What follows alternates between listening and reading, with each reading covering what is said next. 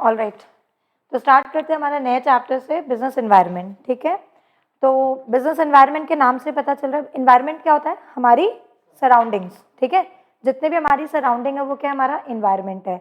तो अभी अगर एट प्रेजेंट मैं यहाँ पे हूँ एज ए ह्यूमन बीइंग, अगर हम लोग हम अपनी सराउंडिंग की बात करें तो एयर, वाटर, लैंड, ठीक है, जो भी कुछ हमारे आसपास है वो सब हमारा क्या है, एनवायरनमेंट है। सिमिलरली बिजनेस एनवायरनमेंट का मतलब क्या हो गया, जो बिजनेस के आर पार है, जो बिजनेस के आसपास चलता है, जिसको बिजनेस, जो बिजनेस को इम्पैक्ट करता है, वो सब क्या हो जाएगा, हमारा बिजनेस एनवायरनमेंट हो गया। मतलब वो सारे इंडिविजुअल्स, वो सारे इंस्टीट्यूशंस, वो सारे एक्सटर्नल फैक्टर्स जो बिजनेस को कहीं ना कहीं कैसे ना कैसे करके इम्पैक्ट करते हैं, इफेक्ट डालते हैं, उन सभी फोर्सेस को हम लोग क्या बोलते हैं, बिजनेस एनवायरनमेंट बोलते हैं। ठीक है, तो जो बिजनेस का सराउंडिंग है वो क्या है, हमारा बिजनेस एनवायरनमेंट होता है। So what is the meaning of business environment? It can be defined as the forces, factors and institution with which the businessman has to deal with to achieve its objective। वही बात है, जो भी हमारे आसपास चल रहा है, जो बिजनेस के आसपास चल रहा है, कुछ भी चीज चल रही है, इवन जैसे कि कोविड आया था, तो कोविड ने भी तो बिजनेस को इम्पैक्ट किया था कि नहीं किया था। कुछ बिजनेस बहुत फ्लरिश भी हुए हैं और कुछ बिजनेस बिल्कुल से बंद भी हो गए हैं। समझ रहे हो मेरी बात? तो हर वो चीज जो बिजनेस के आसपास चलती है, जो भी उसके सराउंडिंग में चलती है, चाहे वो कोई बीमारी हो, चाहे वो कोई नई टेक्नोलॉजी हो, चाहे वो नए सप्लायर्स हो, चाहे वो नए कस्टमर्स हो, चाहे वो कॉम्पिटिटर्स हो, कोई भी चीज जो बिजनेस के आसपास आता है, आपके बिजनेस के आसपास आता है, वो सब आपका क्या है, बिजनेस एनवायरनमेंट है। और एज अ बिजनेसमैन आपको हमेशा उस एनवायरनमेंट से क्या करना पड़ेगा, डील करना पड़ेगा। सो this is what business environment is. ठीक है, सारे के सारे फोर्सेस जो बिजनेस को इम्पैक्ट करते हैं और जिसमें बिजनेसमैन को उसके साथ डील करना पड़ता है, तो उसको हम लोग क्या बोलते हैं, बिजनेस एनवायरनमेंट बोलते हैं। Is it clear? तो हम लोग अभी बिजनेस एनवायरनमेंट के क्या पढ़ेंगे, basically features, importance and it's dimensions. ठीक है, तो बेसिकली जो क्वेश्चन बनता है वो डायमेंशन से क्या बनता है, इस चैप्टर में सबसे ज्यादा बनता है। ठीक है, but of course case study feature से भी आ सकती है, इंपॉर्टेंस से भी आ सकती है, और इवन डायरेक्ट क्वेश्चन में काम। तो बिजनेस एनवायरनमेंट का फीचर क्या, फीचर से हम लोग क्या समझते हैं, फीचर क्या होता है, फीचर इज प्रॉपर्टीज किसी भी चीज की, कैरेक्टरिस्टिक किसी भी चीज का। तो अभी अगर मैं बिजनेस एनवायरनमेंट की बात करती हूँ, से फॉर एग्जांपल आपको कुछ भी नहीं आता है, आपको पता ही नहीं क्या फीचर हो सकता है बिजनेस एनवायरनमेंट का, ठीक है, पर आपको ये तो पता है ना कि जो बिजनेस की सराउंडिंग है वो क्या है, बिजनेस एनवायरनमेंट है। ठीक है, अगर मैं आप लोगों से पूछूं, एक एक बताना मुझे कि आपको क्या लगता है कि इस बिजनेस एनवायरनमेंट की एक प्रॉपर्टी क्या होगी, कि ऑफकोर्स कि बिजनेस कैसा होगा, डायनामिक होगा। ठीक है, इन्वायरमेंट है तो क्या है, बदलता रहता है, चेंज होता रहता है, तो ये किसका क्या बन गया, किसकी प्रॉपर्टी बन गई। सिमिलरली बिजनेस एनवायरनमेंट मतलब जो भी इन्वायरमेंट के आसपास जो भी चीजें चल रही है वो सब उसकी क्या बन जाएगी, प्रॉपर्टीज। कोई और एक और गेस हो सकता है, कोई एक और फीचर का? अगर डायनेमिक है तो अनसर्टेन भी है, अगर बदलता रहता है तो प्रिडिक्टेबल भी नहीं है, इसलिए क्या हो गया, अनसर्टेन हो गया। तो जब भी बिजनेस स्टडीज कर रहे हो तो ये दिमाग में रखना आप एक ही बात, कि आपको नहीं आता है वो कॉन्सेप्ट, से फॉर एग्जांपल आप नहीं पढ़ के गए हो, जनरलाइज्ड है बिल्कुल, ठीक है, तो आप सोचो कि इसका क्या आंसर निकल सकता है। आप समझ रहे हो, जैसे मैंने अभी प्रॉपर्टी पूछा, तो इन्वायरमेंट की क्या प्रॉपर्टी हो सकती है, भाई आपने सोचा कि इन्वायरमेंट बदलता रहता है तो डायनेमिक है, और कोई चीज डायनेमिक होती है तो वो कैसी है, अनसर्टेन है, और अनसर्टेन है इट मीन्स कॉम्प्लेक्स भी है। अनसर्टेन है मतलब कॉम्प्लेक्स भी है, कोई चीज आप समझ नहीं पा रहे हो, प्रिडिक्ट नहीं कर पा रहे हो, इट मीन्स उसमें बहुत सारी कॉम्प्लेक्सिटीज डेफिनेटली होगी। तो समझ में आया? अगर नहीं आंसर आ रहा है तो आप खुद सोचिए कि उस वर्ड से क्या उसका आंसर निकल सकता है। So let's start with this features, है ना, फीचर्स ऑफ बिजनेस एनवायरनमेंट। सबसे पहला फीचर क्या है, totality of external forces. Of course जितने भी बिजनेस के बाहर के फोर्सेस होंगे वो सब क्या करेगा, बिजनेस एनवायरनमेंट का एक फीचर बन जाएगा। एक्सटर्नल फोर्सेस कौन कौन से हो सकते हैं, राइट, ठीक है, एक्सटर्नल फोर्सेस कोई इंडिविजुअल पर्सन हो सकता है, कोई फर्म हो सकती है, कोई टेक्नोलॉजिकल एनवायरनमेंट, कोई नई टेक्निक हो सकती है, कुछ भी हो सकता है। एक्सटर्नलिटी मतलब क्या हो गया, एक तरीके से जितने भी एक्सटर्नल फैक्टर्स है वो सब मिलके क्या बनता है, हमारा बिजनेस एनवायरनमेंट बनता है। इवन आपके जो कॉम्पिटिटर्स है वो भी आपके बिजनेस एनवायरनमेंट का ही पार्ट है, कोई फर्म्स है, दूसरी फर्म्स है, वो भी आपके बिजनेस एनवायरनमेंट का ही पार्ट है। समझ रहे हो मेरी बात? ठीक है, हाँ, बिजनेस एनवायरनमेंट में हम लोग अभी एक्सटर्नल फोर्सेस की बात कर रहे हैं, क्योंकि वो बिजनेस को क्या करते हैं, इम्पैक्ट करते हैं, जिनके अकॉर्डिंग हमें क्या होता है, चलना पड़ता है। ठीक है, कुछ इंटरनल फोर्सेस भी होते हैं, जैसे हम लोग जब फोर्सेस की बात करते हैं तो फोर्सेस कितने टाइप के होते हैं, दो टाइप के फोर्सेस होते हैं, एक तो इंटरनल होते हैं और एक क्या होते हैं, एक्सटर्नल, ठीक है ना। तो इंटरनल को तो हम मैनेज कर सकते हैं हमारी रिक्वायरमेंट के अकॉर्डिंग, लेकिन एक्सटर्नल को कर सकते हैं क्या? नहीं कर सकते हैं। तो इसीलिए जो इसका पहला फीचर है कि ये क्या होती है, जितना भी बिजनेस एनवायरनमेंट में जितने भी एक्सटर्नल फोर्सेस होते हैं उन सबको मिलाते हैं तो बिजनेस एनवायरनमेंट बनता है हमारे बिजनेस का। तो बिजनेस के सराउंडिंग क्या होंगी, उसके एक्सटर्नल फैक्टर्स होंगे। हम एनवायरनमेंट को सराउंडिंग बोलते हैं, बिजनेस की सराउंडिंग क्या है, उसके एक्सटर्नल फैक्टर्स है, जिसके अकॉर्डिंग बिजनेस क्या करना पड़ेगा, हमें हमारा चलाना पड़ेगा। तो पहला फीचर कैसा हो गया, टोटलिटी ऑफ एक्सटर्नल फोर्सेस। अब इन्होंने यहाँ पे एग्जाम्पल भी दिया है, जो कॉम्पिटिशन है एक्सटर्नल में आ गया। इकोनॉमिकल एनवायरनमेंट है, से फॉर एग्जाम्पल इन्फ्लेशन रेट बदल रही है तो अगेन आपके बिजनेस को इम्पैक्ट करेगा ही करेगा। सोशल एनवायरनमेंट है, ग्लोबली कुछ चेंजेस आते हैं, देन ऑल्सो डोमेस्टिक इंडस्ट्रीज को भी तो क्या होता है, इम्पैक्ट तो पड़ता ही है, राइट। तो सारे के सारे एक्सटर्नल फोर्सेस क्या है, हमारे बिजनेस एनवायरनमेंट का एक फीचर है। Next, there are some specific and general forces, ठीक है। अब यहाँ पे क्या होता है, कुछ स्पेसिफिक और कुछ जनरल फोर्सेस है। स्पेसिफिक का मतलब क्या हो गया, स्पेसिफिकली आपके कस्टमर्स, स्पेसिफिकली आपके कॉम्पिटिटर्स, ठीक है। प्रोडक्ट्स तो बहुत सारे बनते हैं कि इकोनॉमी के अंदर बनते हैं कि नहीं बनते, बहुत सारे प्रोडक्ट्स बनते हैं ना। तो हर प्रोडक्ट का तो कोई कॉम्पिटिटर नहीं हो सकता। अगर मैं मोबाइल फोन्स की बात करूं तो Samsung, one plus, Vivo, Realme, ये सब आपस में एक दूसरे के क्या है, कॉम्पिटिटर्स हैं, ठीक है ना। अब मैं मोबाइल फोन के साथ टीवी का बोलूंगी तो कोई सेंस नहीं बनता है, नहीं बनता है ना। या मैं कोई रेफ्रिजरेटर का बोलूंगी तो कोई सेंस नहीं बनता है, पर इसके अपने कॉम्पिटिटर्स तो है। ये क्या है, उसके स्पेसिफिक फोर्स है। बिजनेस एनवायरनमेंट में क्या है, ये सारे के सारे लोग क्या है, उनके स्पेसिफिक फोर्सेस के अंदर आते हैं, जो उनके बिजनेस को क्या करते हैं, इम्पैक्ट करते हैं। आपको अपने कॉम्पिटिटर को देख के काम करना पड़ेगा कि नहीं करना पड़ेगा। तो स्पेसिफिक फोर्सेस क्या होते हैं, जो डायरेक्टली आपके बिजनेस को क्या करते हैं, इम्पैक्ट करते हैं, आपके बिजनेस को इम्पैक्ट करते हैं। समझ में आई मेरी बात। मतलब अगर मैंने कोई बिजनेस स्टार्ट किया है तो मेरे कस्टमर्स हो गए, मेरे कॉम्पिटिटर्स हो गए, जो डायरेक्टली सिर्फ किसको इम्पैक्ट कर रहे हैं, मेरे बिजनेस को इम्पैक्ट कर रहे हैं। वो मेरी कौन सी फोर्सेस होगी, सारी स्पेसिफिक फोर्सेस होगी। क्या होगी, स्पेसिफिक फोर्सेस होगी। जनरल फोर्सेस क्या होती है हमारी, जनरल फोर्सेस होती है जो हमारे बिजनेस को इनडायरेक्टली इम्पैक्ट करती है, ठीक है। डायरेक्टली मेरे बिजनेस को इम्पैक्ट नहीं कर रही, पर इनडायरेक्टली वो क्या कर रही है, जनरलाइज्ड है, वो बिजनेस को क्या करेगी, इम्पैक्ट करेगी। मान लीजिए कि कोई नया कोई नई पॉलिटिकल पार्टी आ गई, उन्होंने कोई नया रूल निकाल दिया, तो अगेन इससे क्या होगा, सभी को इम्पैक्ट पड़ेगा, सभी की बिजनेस को इम्पैक्ट पड़ेगा। से फॉर एग्जांपल डिमोनेटाइजेशन आया था। डिमोनेटाइजेशन क्या है, एक एक्सटर्नल फैक्टर ही है जो हमारे सबके बिजनेस को क्या करेगा, इम्पैक्ट करेगा, बट कैसा है, जनरल फोर्स है। अगर डिमोनेटाइजेशन आया पूरे कंट्री में तो सभी के बिजनेस को क्या पड़ेगा, इनडायरेक्टली इम्पैक्ट पड़ेगा। तो वो क्या हो गया, हमारा जनरल फोर्स हो गया। स्पेसिफिक डायरेक्टली आपको इम्पैक्ट करेगा और जनरल आपको इनडायरेक्टली आपको इम्पैक्ट करेगा। Is it clear. तो इसका जो नेक्स्ट फीचर है बिजनेस एनवायरनमेंट का, वो क्या है, specific and general forces. Is it clear. Next feature, interrelatedness. एक बिजनेस एनवायरनमेंट में क्या होता है, एक इंटररिलेटेडनेस होती है, ठीक है, कि कोई भी अगर चीज होगी ना तो उसका कोई ना कोई असर होता है, ठीक है, कोई ना कोई दूसरा इम्पैक्ट पड़ता है। मतलब जितने भी फैक्टर्स है ना, they all are interrelated. Is it clear. सारे के सारे क्या होंगे, हमारे इंटर रिलेटेड होंगे। अभी जैसे ना छोटी सी बात है, जैसे इन्होंने बोला कि अगर हमारे यहाँ पे हेल्थ अवेयरनेस बढ़ जाएगी, लोगों के बीच में क्या बढ़ गई है, हेल्थ अवेयरनेस बढ़ गई है, तो इसकी वजह से क्या होगा, लोग ऑर्गेनिक प्रोडक्ट्स ज़्यादा खाना स्टार्ट कर देंगे। लोग जो ऑयली फूड है उसको क्या करना शुरू कर देंगे, अवॉइड करना शुरू कर देंगे।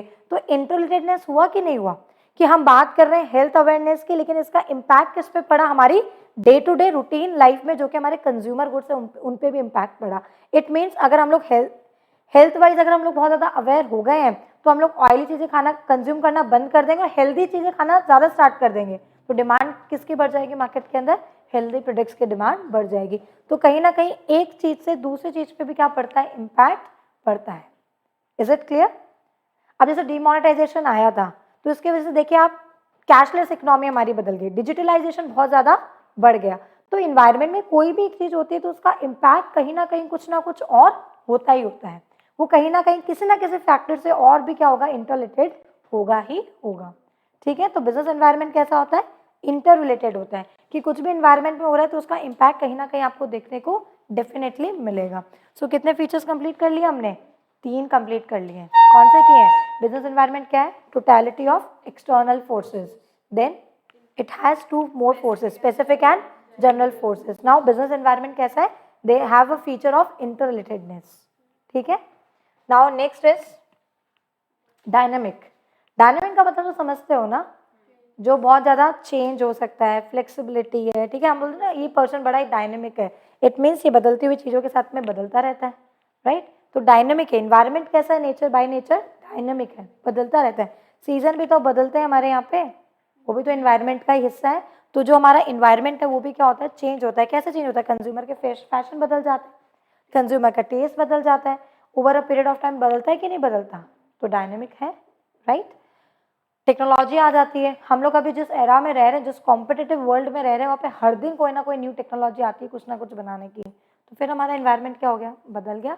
तो इन्वायरमेंट का नेचर कैसा है कि वो कैसा है, डायनेमिक है। और मैंने इनिशियली आपको बताया था डायनेमिक है, बदलता रहता है, इट मीन्स वो क्या नहीं है, सर्टेन नहीं है, वो कैसा है, अनसर्टेन है। आप प्रिडिक्ट नहीं कर सकते हो कि आने वाले टाइम में क्या होने वाला है।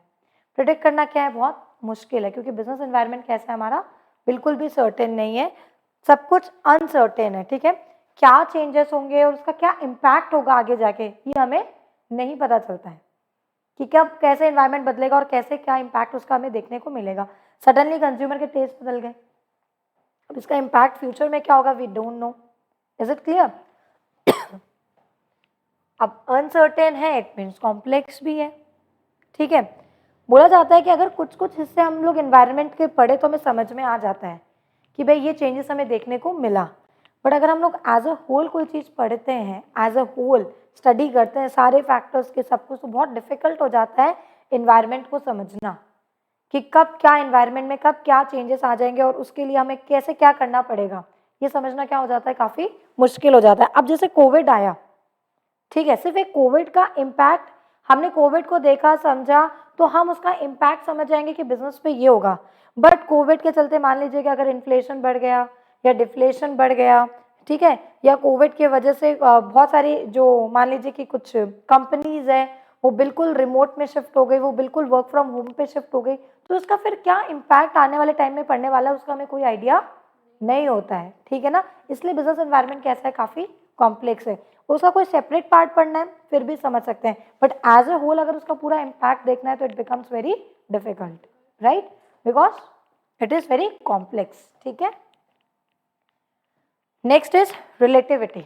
जो बिजनेस एनवायरनमेंट है ना, एक रिलेटिव कॉन्सेप्ट होता है, चेंजेस होता रहता है ना, हर किसी भी एक्टिविटी का इम्पैक्ट ना फर्म टू फर्म डिफर करेगा, रीजन टू रीजन डिफर करेगा, कंट्री टू कंट्री क्या करेगा, डिफर करता है। एक रिलेटिव कॉन्सेप्ट है। से फॉर एग्जाम्पल है ना, मान लीजिए कि आजकल जो कंज्यूमर्स है ना उनको जूस ज़्यादा पसंद है। क्या पसंद है ज़्यादा, अब वो लोग सॉफ्ट ड्रिंक छोड़ के क्या पीना चाह रहे हैं, जूस पीना चाह रहे हैं। तो इससे क्या हुआ, सॉफ्ट ड्रिंक वालों के तो नुकसान हुआ, लेकिन ये अपॉर्चुनिटी किसके लिए हो गई, जो जूस मेकिंग कंपनीज है उनके लिए क्या बन गई, ये अपॉर्चुनिटी बन गई। तो एक रिलेटिव कॉन्सेप्ट है ये डिफर करता है इसका impact region to region, firm to firm and country to country. इन सब में क्या पड़ेगा, इनका अलग अलग इम्पैक्ट हमें देखने को मिलता है, जिस वजह से बिजनेस एनवायरनमेंट कैसा हमारा एक रिलेटिव कॉन्सेप्ट है। Is it clear. So these are the features of business environment. ये सारे हमने क्या पढ़े अभी, बिजनेस एनवायरनमेंट के सारे हमने फीचर्स पढ़े। Let's recall it quickly. Business environment, totality of external forces, good. It has two forces, specific and general. General means which impacts indirectly and specific means which impact directly.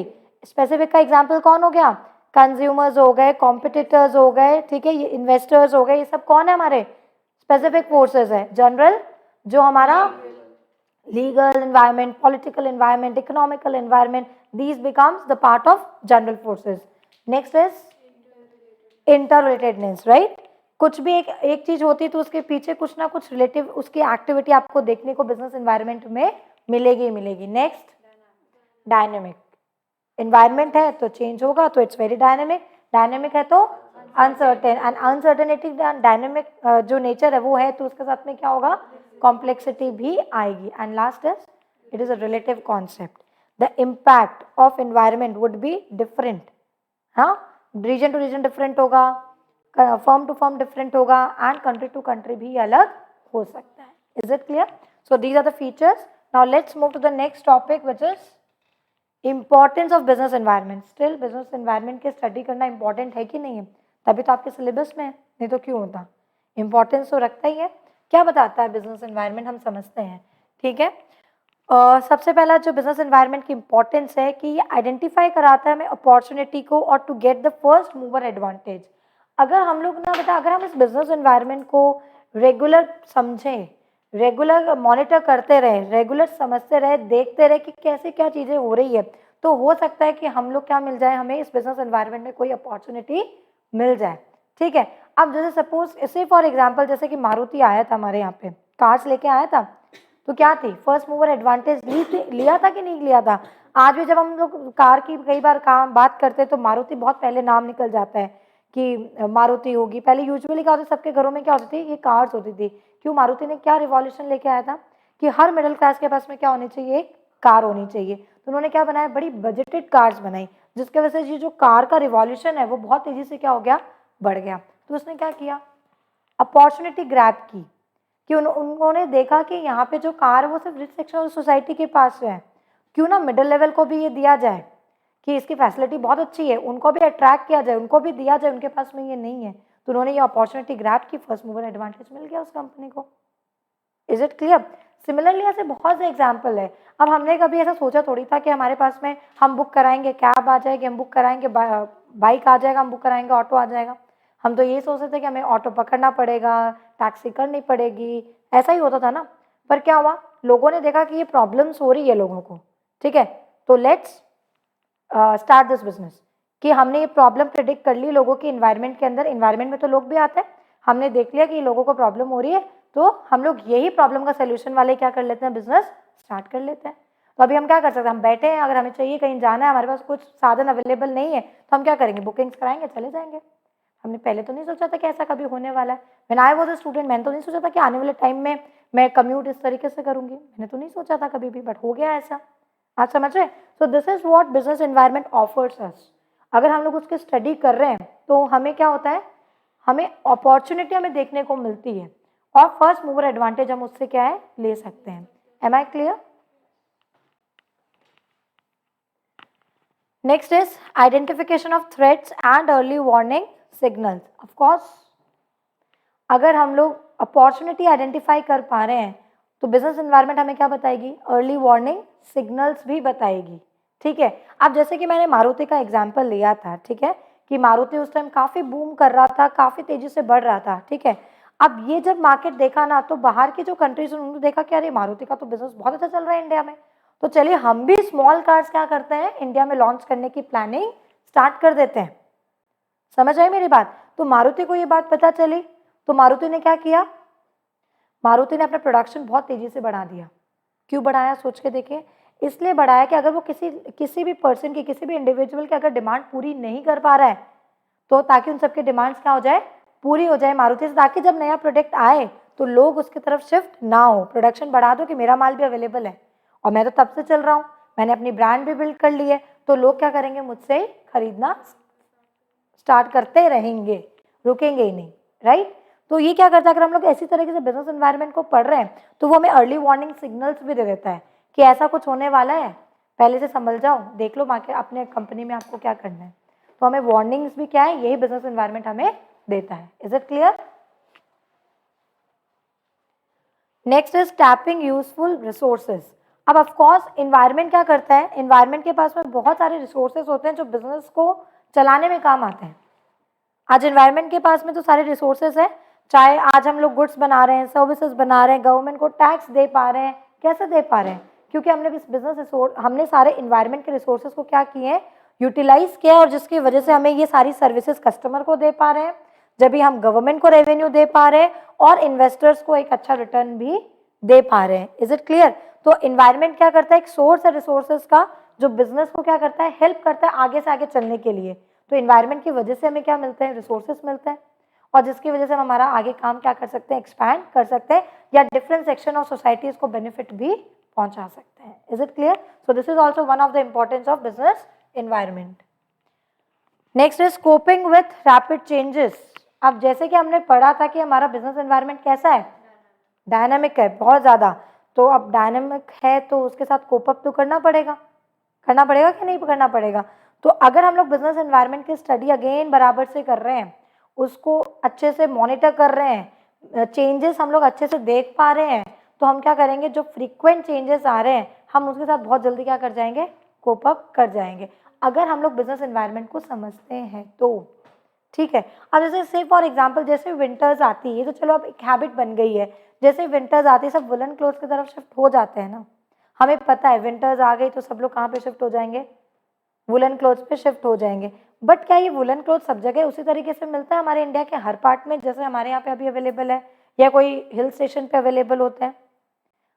से for example अगर मैं बात करूँ गुजरात की, तो वहाँ पे तो ठंड बहुत कम पड़ती है, तो वहाँ पे इवन हमारे यहाँ पे विंटर सीजन है, पर हो सकता है वहाँ पे वुलन क्लोथ्स नहीं सेल हो उस टाइम पे। आप समझ रहे हो मेरी बात? तो वैसे इन्वायरमेंट होता है, बहुत जल्दी चेंज हो जाता है अगर आप उसको बराबर स्टडी कर रहे हो। जैसे कि हमने यहाँ पे सीजन समझ लिए, सीजन के अकॉर्डिंग हमने कस्टमर की रिक्वायरमेंट समझ ली, और इसीलिए सीजन के साथ साथ में हमारे बिजनेस भी क्या हो जाते हैं, बदल जाते हैं। सिमिलरली अगर हम लोग बिजनेस एनवायरनमेंट को भी समझ रहे हैं, ठीक है, कि कैसे बहुत फ्रीक्वेंटली कस्टमर अपना टेस्ट बदल रहा है, फ्रीक्वेंटली अपनी प्रेफरेंसेस बदल रहा है, ठीक है, सडनली टेक्नोलॉजीज हमारे सामने आती चली जा रही, तो हमें किस तरीके से उसके साथ में कोप अप करना है, ये भी इंपॉर्टेंस किसकी है, हमारे बिजनेस एनवायरनमेंट की, कि अगर हम उसको लगातार समझ रहे हैं तो हम बहुत इजीली क्या कर सकते हैं, उस चेंजिंग एनवायरनमेंट के साथ में कोप अप कर सकते हैं। Okay, next is assistance in planning and policy formulation. बोला जाता है कि एक अच्छी अंडरस्टैंडिंग अगर बिजनेस एनवायरनमेंट की, अगर एनवायरनमेंट की है जो आपके सराउंडिंग में है, तो आपके लिए जो फ्यूचर कोर्स ऑफ एक्शन है, जितने भी हमारे क्या है फ्यूचर कोर्स ऑफ एक्शन है, उन सब पे हम लोग अच्छे से डिसीजन ले सकते हैं, किसकी क्या ट्रेनिंग की ज़रूरत है, क्या पॉलिसीज हमारी फ्यूचर में होनी चाहिए, उन सब के लिए हम लोग बहुत अच्छे से स्टडी कर सकते हैं। Is it clear? तो ये एक और इम्पोर्टेंस आता है इसका, समझ में आई मेरी बात? तो I think these are the importance of business environment. अच्छा, helps in improving performance. Of course अगर हम लोग क्या कर सकते हैं भाई, अगर हम लोग हमारे एनवायरनमेंट के बारे में समझ रहे हैं, जान रहे हैं, तो ऑफ कोर्स हमारी परफॉर्मेंस भी क्या हो जाएगी, इंप्रूव हो जाएगी। Covid can be the best example for this again. ठीक है, हमें पता चला कि भाई कोविड आ गया, then we have shifted our education platform from offline to online. ठीक है, फिर क्या हुआ, जितनी बार लॉकडाउन होते चले गए, स्कूल्स बंद होते चले गए, तो हमारी परफॉर्मेंस में कोई कमी नहीं आई, क्योंकि हमें क्या आ गया, हमें ऑनलाइन पढ़ाना आ गया, हमें ऑनलाइन समझना आ गया। हमने इन्वायरमेंट को कहीं ना कहीं प्रिडिक्ट तो कर ही रहे थे कि आने वाले टाइम में फिर ऐसा हो सकता है, तो अगेन विंटर्स बहुत ज़्यादा हो गए, स्कूल बंद हो गए, ऑनलाइन प्लेटफॉर्म पे शिफ्ट कर दीजिए। आप समझ रहे हैं मेरी बात? तो हमारी परफॉर्मेंस को इम्प्रूव करने में भी क्या करता है, ये इन्वायरमेंट हमें हेल्प करता है, कि अगर आपको पता है कि इन्वायरमेंट में ये होने वाला है, so you are prepared and you will perform well. आपको पता है कि आपको किस तरीके से फिर उस चेंजिंग एनवायरनमेंट के साथ में परफॉर्म भी करना है। तो this is also one of the importance of business environment. कुल मिला के कहने का मतलब क्या है, कि अगर आप एनवायरनमेंट को समझ लोगे, पढ़ लोगे, मॉनिटर करते रहोगे, रिसर्च उस पर करते रहोगे, तो अल्टीमेटली आपके बिजनेस को क्या होना है, फायदा होना है। चाहे वो उसके परफॉर्मेंस इंप्रूव हो, चाहे उसको अच्छी अपॉर्चुनिटी मिल जाए, चाहे उसको अर्ली वार्निंग सिग्नल्स मिल जाए, ठीक है ना, कि ये आपके साथ में गलत हो सकता है, वार्निंग्स मिल जाए, ये सब क्या करता है, हमारा बिजनेस एनवायरनमेंट हमें समझाता है कहीं ना कहीं, अगर हम एनवायरनमेंट को लगातार पढ़ रहे हैं तो, समझ रहे हैं तो। Is it clear?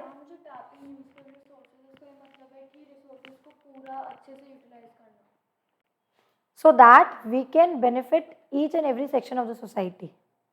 ठीक है ना, इन्वायरमेंट हमें बहुत सारे रिसोर्सेज देता है कि नहीं देता, ताकि हम लोग हमारा बिजनेस को चला पाए। बिजनेस कैसे चलेगा, बिना रिसोर्सेज को चल नहीं सकता, तो उसको हम यूटिलाइज करें, इन्वायरमेंट से ले और डिस्ट्रीब्यूट कर दें। ठीक है, सॉरी। नेक्स्ट इज डायमेंशंस या कंपोनेंट्स ऑफ बिजनेस एनवायरनमेंट। ठीक है, टाइप्स हो गया बिजनेस एनवायरनमेंट का, अलग अलग डायमेंशंस है बिजनेस एनवायरनमेंट के, जो कहीं ना कहीं क्या करते हैं, हमारे एनवायरनमेंट को इम्पैक्ट करते हैं। और ये सारे कौन से फोर्सेस पढ़ेंगे हम लोग यहाँ पे, जनरल फोर्सेस पढ़ेंगे। डायमेंशंस जो है ना बिजनेस एनवायरनमेंट के, वो सारे क्या है, हमारे जनरल फोर्सेस है, जिनके अकॉर्डिंग हमें बहुत कुछ अपने बिजनेस में क्या करना पड़ता है, चेंजेस करने पड़ते हैं, और जिनका बहुत बड़ा इम्पैक्ट होता है इनडायरेक्टली हमारे बिजनेस पे। क्लियर है? So let's start with the first one, economic environment। Economic जो हमारे बिजनेस के इकोनॉमी पे इम्पैक्ट करे, हमारा बिजनेस चल रहा है उसकी मनी फ्लो पे इम्पैक्ट कर दे, उसके इकोनॉमिक कंडीशन पे इम्पैक्ट कर दे, वो इन्वायरमेंट कौन सा है, हमारा इकोनॉमिक एनवायरनमेंट होता है, ठीक है। अब जैसे इकोनॉमिक एनवायरनमेंट क्या क्या इंक्लूड करती है, से for example rate of interest है, ठीक है। मान लीजिए कि आपने लोन ले रखा है किसी बैंक से and suddenly the rate of interest is being increased. अब इससे क्या होगा, आपके ऊपर, आपके बिजनेस के ऊपर प्रेशर आएगा कि नहीं आएगा, इम्पैक्ट होगा कि नहीं होगा, आपकी इकोनॉमिक कंडीशन बिजनेस की इम्पैक्ट होगी कि नहीं होगी, तो बिल्कुल होगी। तो जहाँ पे भी आपके बिजनेस की इकोनॉमी इम्पैक्ट हो रही है, ठीक है, जहाँ पे उसके मनी के, उसके प्रोडक्शन पे, उनके बिजनेस में जब इम्पैक्ट आ रहा है, तो वो कौन सा एनवायरनमेंट है हमारा, इकोनॉमिक एनवायरनमेंट। इन्फ्लेशन रेट है, ठीक है, जीडीपी है हमारा, इन्फ्लेशन रेट हो गया, इनकम ऑफ द पीपल है, जो मॉनेटरी पॉलिसीज है, जो फिजिकल पॉलिसीज है, जो कहीं ना कहीं आपके इकोनॉमी को इम्पैक्ट कर सकते हैं, आपके बिजनेस के इकोनॉमी को इम्पैक्ट कर सकती है, वो सारा का सारा कौन सा होता है, हमारा इकोनॉमिक एनवायरनमेंट होता है। Am I clear? ठीक है, जैसे इन्होंने लिखा है ना, change in the income of the people, monetary policy, price level, ये सब क्या है, कुछ इकोनॉमिक फैक्टर्स है जो हमारे बिजनेस को क्या करते हैं, कहीं ना कहीं इफेक्ट तो करते ही करते हैं, ठीक है। तो जहाँ पे भी आपको कंट्री लेवल पे भी कोई भी बात आती है, चाहे वो इनकम से रिलेटेड हो, चाहे वो जीडीपी से रिलेटेड हो, चाहे वो पॉलिसी से रिलेटेड हो, चाहे वो इन्फ्लेशन की रेट से रिलेटेड हो, वो सब हमारा किसका पार्ट है, हमारे इकोनॉमिक एनवायरनमेंट का पार्ट बनता है। Is it clear? Next is social environment. अब ऑफ कोर्स हम बिजनेस कर रहे हैं, तो हमारा बिजनेस चलेगा कैसे, कौन चलाएगा हमारे बिजनेस को, कस्टमर्स चलाएंगे कहीं ना कहीं कस्टमर्स चलाएंगे। तो कस्टमर्स के क्या होते हैं, हम लोग जिस एरिया में रहते हैं, जिस कंट्री में हम लोग रहते हैं, वहाँ पे बहुत से लोग हैं, है कि नहीं है, सबके customs, believe, literacy rate, education level, lifestyle, value, सब क्या होती है, अलग अलग होती है, और इन सबको हमें ध्यान में रखना पड़ता है। ये सारे सोशल फोर्सेस हैं हमारे, जहाँ पे हमें लोगों के लाइफस्टाइल का ध्यान रखना है, ठीक है, जहाँ पे हमें लोगों के लिटरेसी रेट को देखना है, जहाँ पे हमें लोगों के बिलीव्स को समझना है, ठीक है, वो हमारे कौन से फोर्सेस है, सारे सोशल फोर्सेस है। अगर ये सोशल एनवायरनमेंट में बदलाव आ गया तो वो हमारे ऑर्गेनाइजेशन को भी क्या करेगा, चेंज कर देगा। Is it clear? लोगों की अगर लिटरेसी रेट बदल गई, एजुकेशन स्टेटस बदल, अभी वही बात है ना, मान लीजिए कि अभी लोगों को लग रहा है, उनने जो पढ़ाई करी है उनसे उनको लग रहा है कि अभी तो हमें हेल्थ के लिए क्या होना चाहिए, हेल्थ पॉइंट ऑफ व्यू से काफ़ी अवेयर होना चाहिए। तो जो लोग भी, से फॉर एग्जाम्पल, जो लोग भी ऑयली फूड सेल आउट कर रहे हैं, तो उनके लिए बड़ा क्वेश्चन मार्क वाली सिचुएशन हो जाएगी कि भाई हमारे फिर खाना कौन लेगा हमारा, हम समझ रहे हो भाई। वो लोग बोल रहे हैं हम तो रोस्टेड चीज़ें खाना पसंद करेंगे अभी, क्योंकि हम लोग बड़े अभी कॉन्शियस है हमारी हेल्थ को लेके, डाइट पे है हम लोग, तो फिर बाकी के सामान कौन लेगा। तो सोशल, ये क्या है, सोशल फैक्टर है, जहाँ पे लोगों की लाइफस्टाइल बदलती है तो उनके बिलीव्स बदल जाते हैं, तो उस पर क्या होता है, कहीं ना कहीं इम्पैक्ट देखने को मिलता है। अब से फॉर एग्जाम्पल अभी अभी अभी जैसे हमारे पास में अभी जो कमिंग फेस्टिवल है वो क्या चल रहा है, लोहड़ी चल रहा है, संक्रांत चल रहा है, यही चल रहा है अभी तो फेस्टिवल्स में। तो आपको मार्केट में क्या देखने को मिलेगा, आपको क्रैकर्स तो देखने नहीं मिलेंगे, आपको कलर्स तो देखने के लिए नहीं मिलेंगे, आपको डेकोरेशन करने के लिए शुभ लाभ के स्टिकर्स तो नहीं मिलेंगे ना। क्या मिलेगा आपको, रिलेटेड टू दिस फेस्टिवल्स आपको क्या मिलेंगे, आइटम्स देखने को मार्केट में मिलेंगे। Is it clear? क्या है, ये सोशल फैक्टर है। अगर ये बदल गया आने वाले टाइम में तो ऑर्गेनाइजेशंस पे लॉन्ग रन पे क्या पड़ेगा, बड़ा इम्पैक्ट पड़ेगा, ठीक है। Next is technological environment. This is very easy. यहाँ पे हम लोग किसकी बात करेंगे, टेक्निक्स की, इनोवेशंस की, वो सब हमारा कौन सा एनवायरनमेंट होता है, टेक्नोलॉजिकल एनवायरनमेंट होता है। और ये हर इंडस्ट्री को, हर फर्म को बड़ा क्लोजली देखना पड़ता है। से फॉर एग्जाम्पल मैं शूज़ बना रही हूँ, मेरी कॉम्पिटिटिव फर्म है वो भी शूज़ बना रही है, उसके बाद शूज़ बनाने की कोई नई टेक्नोलॉजी आ गई जिसकी वजह से उसके शूज़ का सोल काफ़ी अच्छा हो गया, मेरे पास नहीं है, तो वो कॉम्पिटिटिव फर्म क्या है, मेरे से आगे चला जाएगा। तो टेक्नोलॉजिकल एनवायरनमेंट बड़ा माइन्यूटली चेक करना पड़ता है कि अगर कोई भी नई टेक्नोलॉजी इंट्रोड्यूस की गई है और उसके उसके जो आउटकम्स है वो बहुत अच्छे हैं, तो आपको भी उस टेक्नोलॉजी को अडॉप्ट करना पड़ेगा। Is it clear? तो ये होता है हमारा टेक्नोलॉजिकल एनवायरनमेंट। और टेक्नोलॉजी क्या हो रही है, चेंज हो रही है और टेक्नोलॉजी क्या करती है, बदलती रहती है और कंपटीशन में आपको हमेशा आगे भी रखती है। तो ये एनवायरनमेंट कैसा होता है हमारा, टेक्नोलॉजिकल एनवायरनमेंट होता है। किसी भी चीज़ को बनाने की नई टेक्निक आ गई, इट मीन्स वो कौन सा एनवायरनमेंट है, टेक्नोलॉजिकल एनवायरनमेंट है। और हर बार इंडस्ट्रीज, फर्म्स नई नई टेक्निक्स यूज करती रहती है, इनोवेशंस यूज करती रहती है, सो दैट हमेशा क्या रह सके, सर्वाइव कर सके पूरे के पूरे मतलब लॉन्ग रन के अंदर भी। पॉलिटिकल एनवायरनमेंट, यहाँ पे हम लोग बात करते हैं किसकी, पॉलिटिकल पार्टीज की, ठीक है।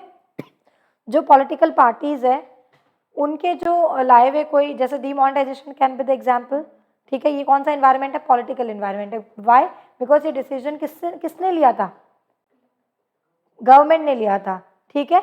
और गवर्नमेंट क्या है, हमारा पॉलिटिकल पार्टी का हिस्सा है कहीं ना कहीं, ठीक है। तो बिजनेस एनवायरनमेंट क्या होता है, हमारा इम्पैक्ट करता है पॉलिटिकल एनवायरनमेंट से भी। जितना स्टेबल पॉलिटिकल एनवायरनमेंट है, ठीक है, उतना स्टेबल हमारा एनवायरनमेंट रहेगा। जितना इनस्टेबल हमारी पॉलिटिकल पार्टीज बन जाएगी, उतना ही क्या होगा, एनवायरनमेंट में भी चेंजेस आते चले जाएंगे। Is it clear?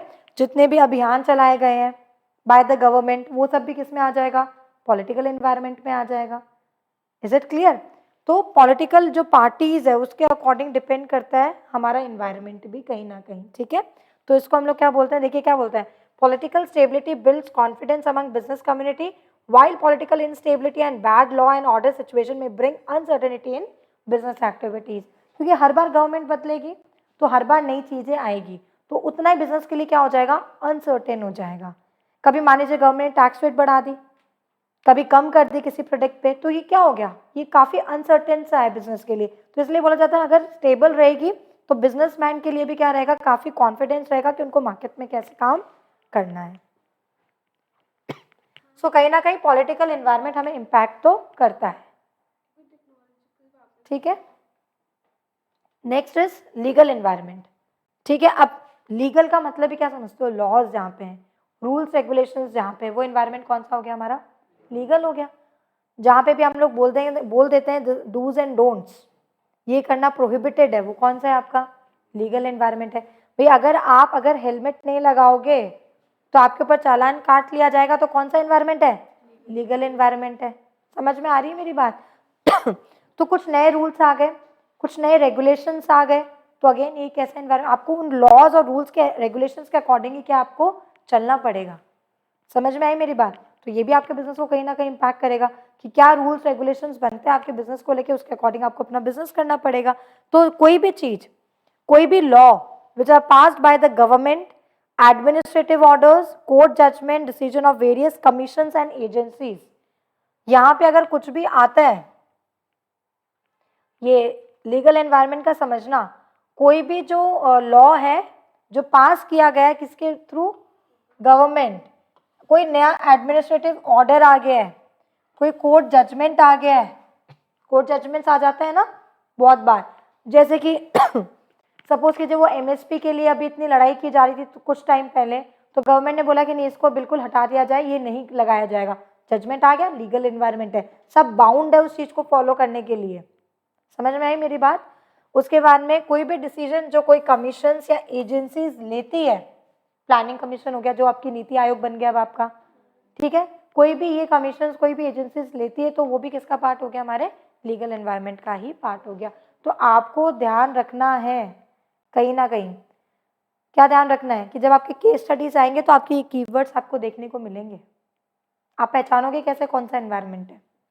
जब टेक्नोलॉजी की बात आएगी तो मशीन्स लिखा हुआ होगा, इनोवेशंस लिखा हुआ होगा, तो आपको पता चल जाएगा टेक्नोलॉजिकल है। जब लीगल आएगा तो आपको कोर्ट के जजमेंट्स दिए जा सकते हैं, आपको कोई लॉ बताया जा सकता है, तो आपको पता चल जाएगा कौन सा एनवायरनमेंट है, लीगल है। पॉलिटिकल में गवर्नमेंट की कोई स्कीम्स आ गई तो वो आपको पता चल जाएगा कि पॉलिटिकल है। फिर गवर्नमेंट ने कोई चीज़ नई स्कीम लॉन्च करी है, पॉलिटिकल हो जाएगा। स्वच्छ भारत अभियान कर दिया, पॉलिटिकल हो जाएगा, ठीक है। इकोनॉमिकली कैसा होगा, जब आपको ऐसा लग रहा है कि आपके बिजनेस की इकोनॉमी पे इम्पैक्ट बढ़ रहा है, आपके बिजनेस में जो प्राइजेज है या लोगों के जो इनकम लेवल है वो काफ़ी बदल रहे हैं, तो उससे क्या हो जाएगा, आपका इकोनॉमिक एनवायरनमेंट इम्पैक्ट हो जाएगा। तो ये जो आपने कीवर्ड्स पढ़े थे सोशल के अंदर, आपने जैसे customs, literacy rate, education, lifestyle, ये सब क्या है, कीवर्ड्स है किसके, सोशल एनवायरनमेंट के। ये कीवर्ड्स आपको किस में देखने को मिलेंगे, केस स्टडीज में देखने को मिलेंगे। इनोवेशंस, मशीन्स, ये सब किसमें कीवर्ड्स किसमें देखने के लिए मिलेंगे, टेक्नोलॉजिकल में देखने को मिलेंगे। जीडीपी, इनकम, इन्फ्लेशन, ये सब किसमें देखने को मिलेंगे, इकोनॉमिक में देखने को मिलेंगे, ठीक है। तो ये सारे के सारे क्या है आपके, कहीं ना कहीं ये आपका लीगल एनवायरनमेंट होता है। Is it clear? So dimensions are complete. Dimensions कौन कौन से थे? Economic, social, political, technological and legal. There are 5 dimensions in all, जिसके केस स्टडीज मोस्ट इंपॉर्टेंट है, जो बहुत आ सकते हैं, मतलब काफी इंपॉर्टेंट है इस चैप्टर का हिस्सा कि आपको केस स्टडीज मिल सकता है कौन से टॉपिक से, डायमेंशन से। Is it clear? लास्ट जो टॉपिक है चैप्टर का वो है हमारा डीमोनेटाइजेशन। इसके कॉन्सेप्ट को हमें समझना है कि डीमोनेटाइजेशन क्या होता है, क्या कॉन्सेप्ट था इसका। तो ऐसा नहीं है कि डीमोनेटाइजेशन बस अभी जो हमें देखने को मिला तभी हुआ था। कब हुआ था? नो, वेरी गुड, इट्स 2016 है ना। तो ऐसा नहीं कि 2016 में सबसे पहली बार डीमोनेटाइजेशन हुआ था। कंट्री में बहुत बार, मतलब टाइम टू टाइम जब भी लगा कि कुछ ऐसे कुछ नेगेटिव इम्पैक्ट्स आ रही है ड्यू टू करेंसी या जो भी, तो डीमोनेटाइजेशन किए गए हैं कंट्री में, ठीक है, जब जब रिक्वायरमेंट गवर्नमेंट को लगी। बट सबसे रिसेंट वन कौन सा था हमारा? 8 नवंबर 2016 का था। ये सबसे रिसेंट डीमोनेटाइजेशन था जहाँ पे 500 और 1000 रुपीज की लीगल एग्जिस्टेंस को क्या कर दिया गया था? खत्म कर दिया गया था, उनको हटा दिया गया था, उनको लीगल टेंडर से क्या कर दिया गया था? बिल्कुल रिमूव कर दिया गया था, और उनकी जगह न्यू 500 के नोट्स प्लस 2000 रुपीज का नोट इंट्रोड्यूस इकोनॉमी में किया गया था। तो इसी प्रोसेस को हमने क्या समझा था? डीमोनेटाइजेशन का प्रोसेस समझा था। इट मीन्स डीमोनेटाइज का मतलब क्या हो गया कि जो भी आपकी मनी है उसको क्या कर दिया आपने? उसके लीगल एग्जिस्टेंस को आपने क्या कर दिया? सीज कर दिया। तो उसको हमने क्या बोल दिया? लीगल डीमोनेटाइजेशन बोल दिया। Is it clear? तो आपको यहाँ पे कुछ देखने को मिलेगा, हिस्ट्री देखने को मिलेगी इंडिया की कि कब कब डीमोनेटाइजेशन हुआ था और कौन कौन से नोट्स का किया गया था। तो यहाँ पे आपको दिख रहा होगा 1946, 1954 एंड 1978, और उसके बाद में हमारा 2016। तो टाइम टू टाइम इंडिया को जब भी लगा है तो उन्होंने क्या किया है? डीमोनेटाइजेशन किया है। 1000 रुपीज के नोट्स, 10,000 करेंसी के नोट्स, 5000 के नोट्स, इन सबको क्या किया गया है? कहीं ना कहीं डीमोनेटाइज किया गया है। जब हम डीमोनेटाइजेशन का कॉन्सेप्ट समझते हैं तो ये डीमोनेटाइजेशन इतने बड़े बड़े नोट्स का क्यों किया जाता है? ऐसा बोला जाता है कि जितने बड़े नोट्स होते हैं डिनोमिनेशन में, उतनी ज्यादा ब्लैक मार्केटिंग बढ़ने के क्या हो जाते हैं? चांसेस बढ़ जाते हैं, उतनी ज्यादा एंटी सोशल एक्टिविटीज बढ़ने के चांसेस हो जाते हैं। क्योंकि जितना ज्यादा बड़ा नोट होगा, जितना ज्यादा डिनोमिनेशन का नोट होगा, उतना ईजी हो जाएगा उसको छुपाने में, इकट्ठा करने में, उसकी ब्लैक मार्केटिंग करने में, पैसा एक जगह से दूसरी जगह ट्रांसफर करने में उतना ज्यादा क्या हो जाता है? इजी हो जाता है। यूजुअली डीमोनेटाइजेशन किसका किया जाता है? जो बड़े डिनोमिनेशन के नोट होते हैं उनका यूजुअली डीमोनेटाइजेशन किया जाता है। Is it clear? तो ये 9 ऑफ कोर्स रात को हुआ था, तो 9 नवंबर 2016 को ये क्या किया गया था? फुल फ्लेज हमारी कंट्री में स्प्रेड हो गया था। तो on 9 November 2016 the government of India announce the demonetization of all 500 and 1000 bank notes of the Mahatma Gandhi series. इन सबको क्या कर दिया गया था? इसकी लीगल एग्जिस्टेंस को क्या कर दिया गया था? बिल्कुल सीज कर दिया गया था कि अब ये लीगल टेंडर की कैटेगरी में नहीं आएंगे, और उनकी जगह नए नोट्स हमें देखने को मिल गए थे 500 और 2000 के इकोनॉमी के अंदर। यही लिख देना, ठीक है। अब क्या क्या बेनिफिट्स हमें देखने को मिला? सबसे पहले इंक्रीज सेविंग्स। बोला जाता है कि लोगों की सेविंग्स बढ़ गई। कैसे? कि उन्होंने अपना पैसा कहाँ जमा करा दिया था? डिमोनेटाइजेशन हुआ था तो क्या हुआ था? लाइनों में लगे थे कि नहीं लगे थे? कहाँ पे जमा करा दिया था? बैंक्स में डिपॉजिट करा दिया था, ठीक है। तो इसलिए बोलते हैं कहीं ना कहीं सेविंग्स क्या हो गई थी? यहाँ पे इंक्रीज हो गई थी। Next point is lower lending rates. अब एक बात बताइए, जब बैंकों के पास में पैसा बहुत ज्यादा आ गया था तो उनकी लेंडिंग रेट्स भी क्या हो गई थी? भाई बैंकों के पास तो अच्छा सरप्लस है, तो अच्छा सरप्लस है तो उसी से वो लोन देंगे। तो जब उनके पास सरप्लस अच्छा है, फ्लो अच्छा है पैसों का, तो फिर लोन भी क्या जाएगा? इजी रेट्स में क्या हो जाएगा? कस्टमर्स को लोन भी मिल जाएगा। थर्ड, बोला जाता है बेटर इकोनॉमी हो गई। क्यों बोला जाता है कि बेटर इकोनॉमी हो गई? कि मनी का पता चल गया, जो there is a higher circulation of money in the economy. पूरी जगह से क्या हो रहे थे? पैसे आ रहे थे, बैंक में डिपॉजिट हो रहे थे। और बोला जाता है कि जब इकोनॉमी में मनी का पता चला तो गवर्नमेंट के टैक्सेस भी क्या हो गए? बढ़ने लग गए। भाई मान लीजिए कि कभी किसी ने टैक्स पे नहीं किया होगा, तो टैक्स की वैल्यू, मतलब पैसा जब सामने आया तो टैक्स भी रिकवर होने लग गए गवर्नमेंट के, तो कहीं ना कहीं हमारी इकोनॉमी भी क्या होने लग गई, थोड़ी सी बेटर परफॉर्म करने लग गई। Curbing anti social activities, of course cash के मोड से क्या किया जाता है, ये जितनी भी एंटी सोशल एक्टिविटीज की जाती है, टेररिज्म हो गया और हो गया, इनको भी क्या मिला, कर्ब हो गया एक तरीके से। क्यों? क्योंकि अगेन जो मनी क्या था, देखो as it is a better control over the unaccounted money in the economy, कि जितने भी पुराने नोट्स थे जिसके थ्रू एंटी सोशल एक्टिविटीज होती थी, तो वो लोग तो सामने आएंगे नहीं एक तरीके से, और अगर आ जाएंगे तो जो उनके अनअकाउंटेड मनी थे वो भी हमारे पास में क्या हो जाएगी, जमा हो जाएगी। तो कहीं ना कहीं एंटी सोशल एक्टिविटीज के लिए भी फंड क्या हो जाएंगे, कम हो जाएंगे। रिड्यूसिंग काउंटरफीट करेंसी नोट्स, अब जब बैंक्स के पास में पैसा आया तो मान लीजिए जो नकली नोट्स चल रहे थे, डुप्लीकेट नोट्स चलते हैं कि नहीं चलते हैं, सारे जेन्युइन नोट्स ही चलते हैं होते हैं ना, कई बार आ जाते हैं ना, तो कम से कम जब वापस से करेंसी रीफ्रेम की गई तो जितने भी काउंटरफिट नोट्स थे वो भी क्या हो गए, सारे के सारे निकाल दिए गए इकोनॉमी में से, ठीक है। तो ये भी कहीं ना कहीं एक बेनिफिट हमें डीमोनेटाइजेशन में देखने को मिला। तो एक कॉन्सेप्ट है डीमोनेटाइजेशन का जो आपको लर्न करना है ब्रीफ के अंदर, उसके क्या बेनिफिट्स थे और क्या कॉन्सेप्ट था, क्या प्रोसेस था डीमोनेटाइजेशन का, ये आपको कंप्लीट करना है। तो ये पार्ट हमें बिजनेस एनवायरनमेंट में इस ईयर हमें करना है। तो कुल मिला के बिजनेस एनवायरनमेंट में क्या क्या हमारे पास में फीचर्स है, इंपॉर्टेंस है, डायमेंशंस है एंड कॉन्सेप्ट ऑफ डिमोनेटाइजेशन है कहीं ना कहीं, right. So this is all about your business environment, ठीक है।